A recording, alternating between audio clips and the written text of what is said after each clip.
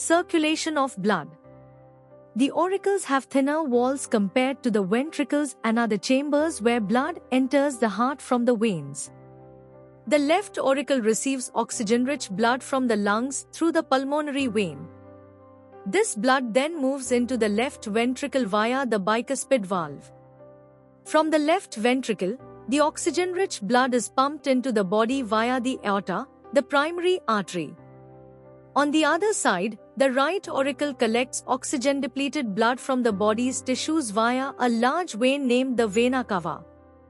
This blood then travels to the right ventricle through the tricuspid valve. Subsequently, the pulmonary artery carries this blood to the lungs for reoxygenation. So, the process is cyclical. Deoxygenated blood travels to the heart, gets sent to the lungs for oxygenation, and returns to the heart, from where it is pumped to nourish the body. Humans have a double circulation system.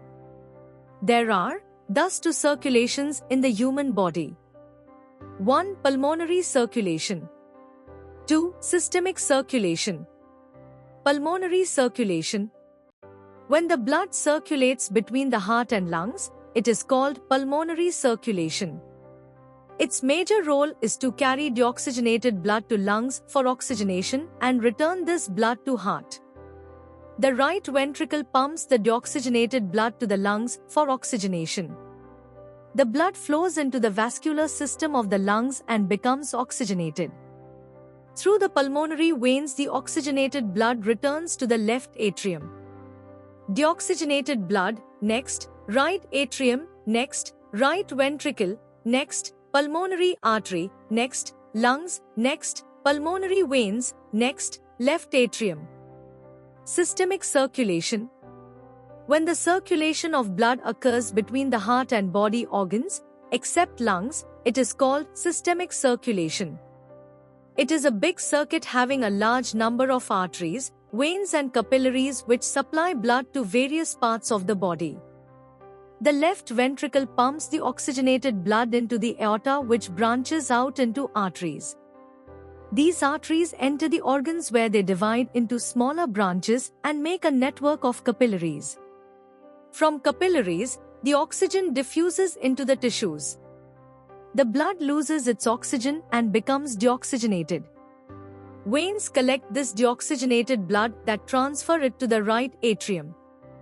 Oxygenated blood, next, left atrium, next, left ventricle, next, aorta, next, arteries, next, veins, next, right atrium. The blood vessels. The human body has three main kinds of blood vessels: arteries, veins, and capillaries. The blood vessels are branched tubes extending from the heart to all parts of the body. Arteries.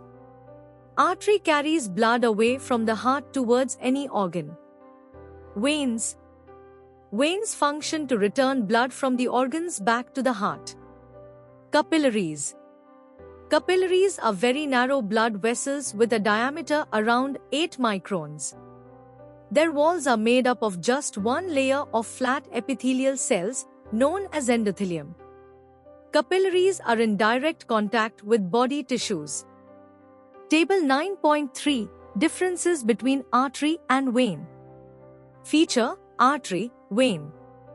Direction of blood flow: away from the heart, towards the heart. Pressure: high, low.